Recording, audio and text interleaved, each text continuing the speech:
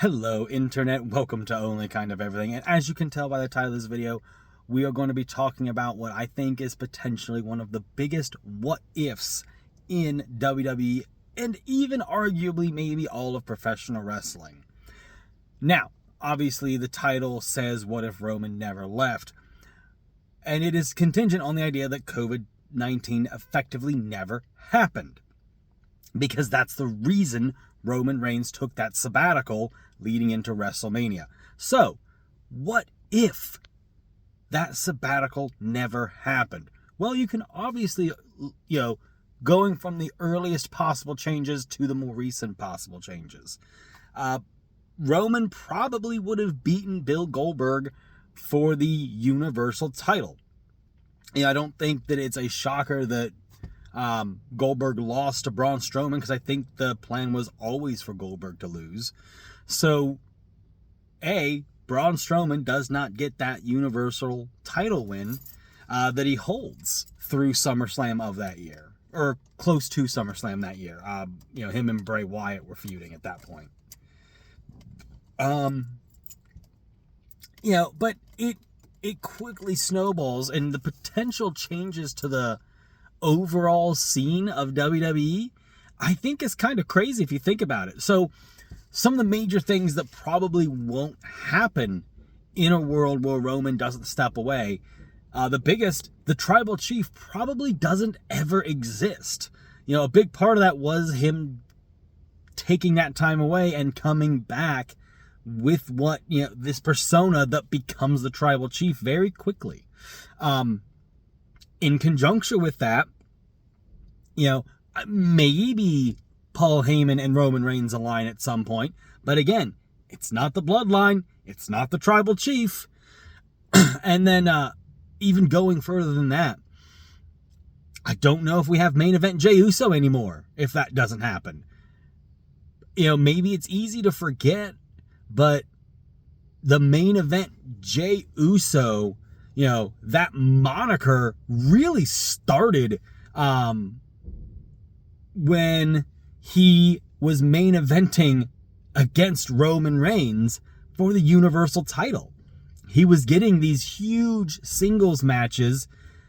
Granted, his brother Jimmy was hurt, but he was getting these matches in the Thunderdome era that he wouldn't have gotten any other time.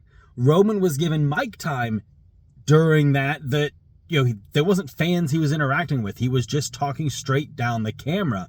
So, being able to see that Roman is actually a really good promo probably wouldn't have happened.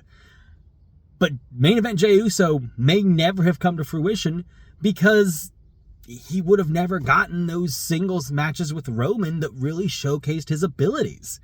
So, Jey Uso may have always been a tag team guy. We may never have gotten that that insane post press conference with him and Cody where they had a few libations and yeet started. Like, that just may not have ever happened.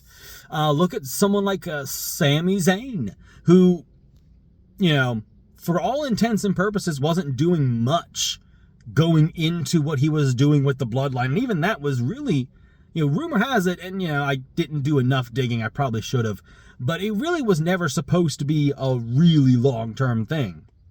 It was supposed to be a couple weeks and then done. And the fans got really behind Sami being in the bloodline. Well, the bloodline probably doesn't happen. So Sami is still in this, mediocrity of non-existence, really, where he just doesn't do anything. There's a possibility that Sami Zayn gets released if Roman Reigns doesn't take that sabbatical.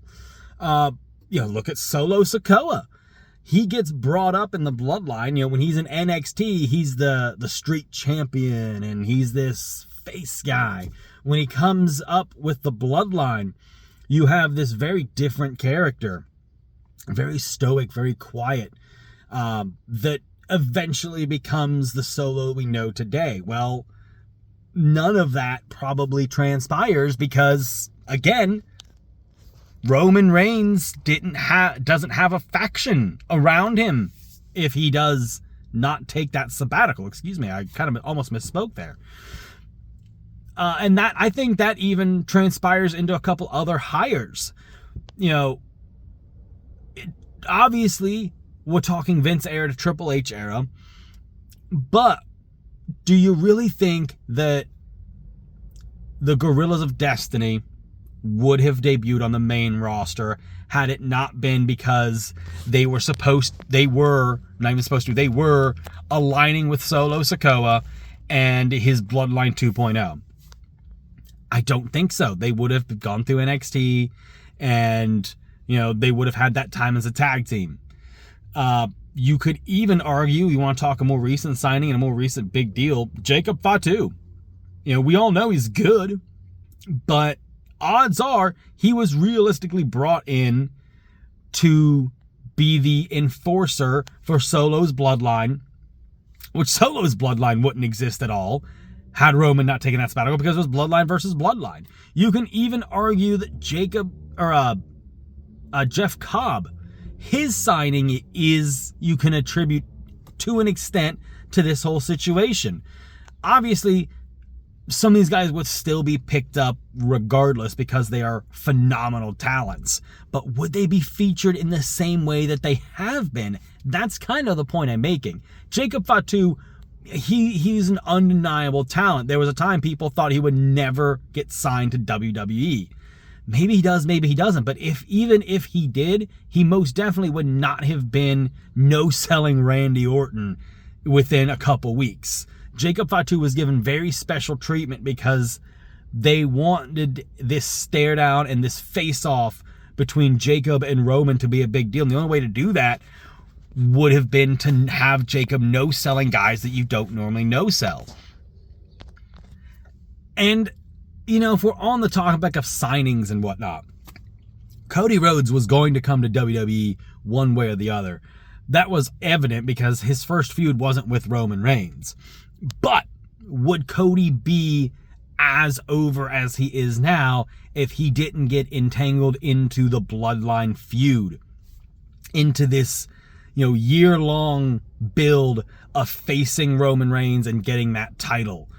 You know, we definitely wouldn't have the final boss character because we probably would have gotten Roman Reigns versus The Rock. Like, that's just that. You know, Roman probably wouldn't have had a historic title run because he would have dropped the belt earlier because that character just wouldn't have happened. So Cody wouldn't have had the tribal chief to feud with going into WrestleMania, and that's assuming that Cody, I think Cody would have gotten to that WrestleMania spot. I don't really think that it was Roman specifically, the Roman Cody that specifically got Cody to the main event of WrestleMania. But he probably would have won the title at his first WrestleMania. There wouldn't have been lose and then a year-long build back to. I don't think that would have happened because we wouldn't have been in the middle of a historic title reign.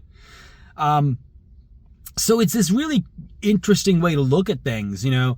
There's a lot of other what-ifs in professional wrestling that we can talk about. But if you want to talk about modern impacts, relative to where we are now, I mean, we are talking about Jeff Cobb. We're talking about the Samoan werewolf, Jacob Fatu. We're talking about Cody Rhodes, Sami Zayn. You can talk about Kevin Owens getting extra time and extra main event spots.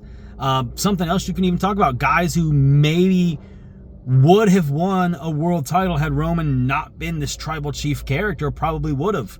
Drew McIntyre probably would have had another world title run, and it probably would have been in front of a large crowd that he didn't get at, he would have gotten it because if COVID didn't happen, which is essentially what has to happen for Roman not to have taken that sabbatical, he would have gotten his world title win in front of a crowd.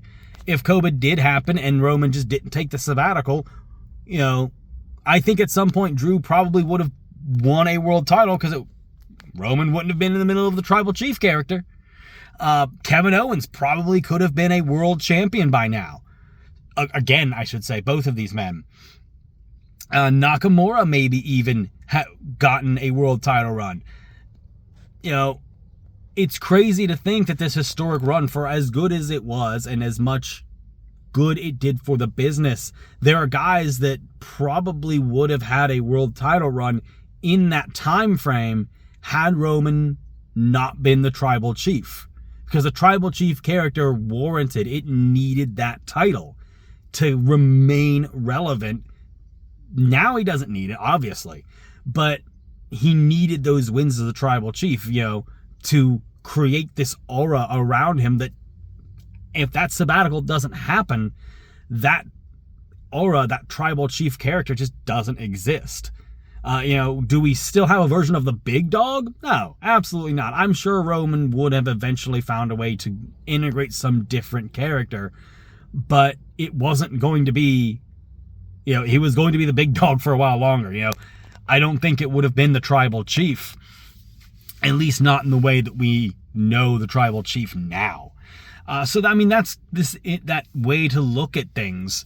Obviously it could be way off, but you can definitely argue that the sabbatical that Roman Reigns took at the beginning of 2020 due to COVID-19 is a huge impact on the wrestling landscape as we see it today, because of so many things that may not have fallen into place like they did. But let me know what your thoughts are on what may have changed had Roman not taken this sabbatical. Who may have taken that spot, signings that are different. Let me know what your thoughts are in the comments. Don't forget to like, share, subscribe, do all that stuff we always say to do in a video. And I will see all of you in the next video. Bye!